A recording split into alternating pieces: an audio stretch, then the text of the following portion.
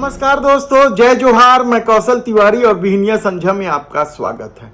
भारत को दुनिया का सबसे बड़ा इकोनॉमी बनाने के लिए कमर कसकर तैयार देश के प्रधानमंत्री नरेंद्र मोदी को शायद यूनिसेफ की उस रिपोर्ट पर भरोसा नहीं है जो भारत को पाकिस्तान से भी नीचे खड़ा कर देता है। हमसे भी छोटे छोटे देश बच्चों के पोषण के मामले में बेहतर हैं। नेपाल, बांग्लादेश, श्रीलंका, किसी भी देश का नाम आप ले लीजिए, हमसे एक पायदान नीचे कोई है तो वह अफगानिस्तान है। अफगानिस्तान यानी तालिबान।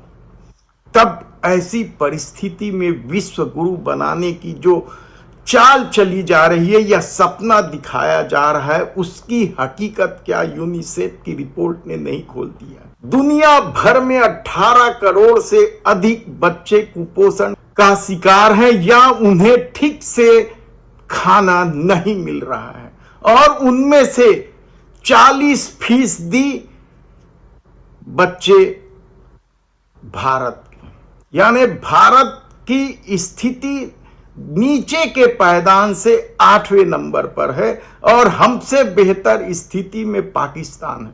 पाकिस्तान तो खुशहाली की रिपोर्ट में भी भारत से बेहतर। तब क्या भारत में जो बच्चे हैं उन्हें पोषित खाना नहीं मिलना चाहिए?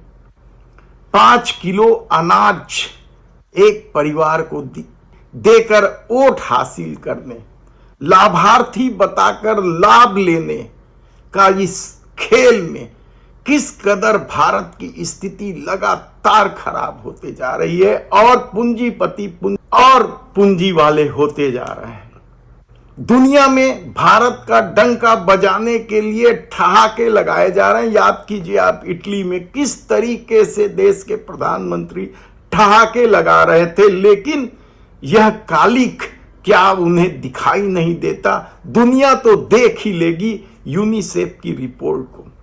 यूनिसेफ की रिपोर्ट बेहद ही चौंकाने वाला ही नहीं, परेशान करने वाला है कि किस तरीके से भारत के 40% बच्चे पोषण युक्त खाने के लिए तरस रहे हैं, किस तरीके से गरीबी हावी है।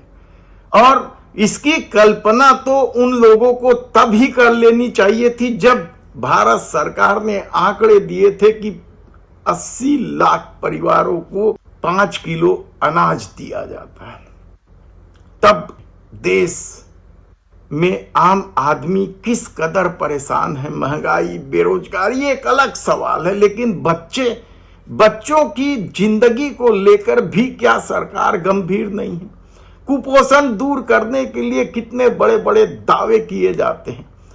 प्रचार प्रसार में ही करोड़ों रुपये बर्बाद करके अपना प्रचार प्रसार किया गया, लेकिन कुपोषण की स्थिति यूनिसेफ ने खोल कर रख दी है कि किस तरीके से भारत में छोटे बच्चों को पोषण युक्त खाना तक नसीब नहीं हो रहा है और देश के प्रधानमंत्री भारत को दुनिया का तीसरा इकोनॉमी बनाने के लिए तैयार है। तो क्या ये इकोनॉमी कॉरपोरेट सेक्टर के दम पर बन रहा है? क्या पूंजी सिर्फ कॉरपोरेट सेक्टर के पास जाकर रह गई है? यह बेहद ही गंभीर सवाल है और इसके लिए मानवाधिकार को लेकर चिंतित लोगों को भी सामने आना चाहिए। कहां है वो एनजीओ जो लगातार बच्चों के लिए काम कर रहे हैं? किस तरीके से काम कर रहे हैं? क्या सिर्फ अपना वेतन निकाल रहे हैं और सरकार के जी हुजूरी में लगे हुए हैं या उनके ग्रांट लेने में लगे हुए हैं? सवाल आप कुछ भी उठा लीजिए, सवाल ये नहीं है कि देश के प्रधानमंत्री नरेंद्र मोदी इस देश की दिशा किस तरफ ले जाना चाह रहे हैं। सवाल तो ये है कि देश किस दिशा में जा रहा है। वैमनस्यता बढ़ी है, इसमें किसी को कोई संदेह नहीं। अब तो छोटी छोटी बातों पर ही लोग मारने कूटने को तैयार हो जाते हैं। तब ऐसी परिस्थिति में यूनिसेफ की जो रिपोर्ट है, हम डिस्क्रिप्शन बॉक्स में उनका लिंक दिया है, आप चाहें तो जाकर पढ़ सकते हैं। लेकिन जो रिपोर्ट है वह बेहद ही गंभीर चेतावनी है देश के लिए कि आने वाले दिनों में देश इस तरह से चलाया जाएगा तो जो भविष्य के नागरिक हैं वे किस तरीके से होंगे। महंगाई को लेकर कोई सवाल नहीं उठाता, शिक्षा व्यवस्था ठप हुई है, किस तरीके से शिक्षा व्यवस्था को बर्बाद किया गया वह भी इस दौर में लोगों ने देखा है। और यह भी देखा है कि सरकारी स्कूलों को खंडहर में तब्दील करके निजी स्कूलों को बढ़ावा दिया गया। क्या इस तरीके से इकोनॉमी बढ़ेगी भारत की और वह दुनिया में अपना झंडा बुलंद करेगा? लेकिन धरातल में हकीकत क्या है? जिस देश में 80 लाख परिवार 5 किलो अनाज पर निर्भर हो, जिस देश में पीने का पानी के लिए हाहाकार मच गया हो, जिस देश में बिजली सुविधा तक निर्बाध गति से नहीं मिल रही हो या ट्रेनें तक रद्द कर दी जाती हो, तब उस देश में तीसरी इकोनॉमी को लेकर प्रधानमंत्री ने जो सपना देखा है, क्या उसके लिए उन्हें बधाई दे दिया जाए? इस यूनिसेफ की रिपोर्ट आने के बाद बधाई दे दिया जाए? आप खुद तय करें।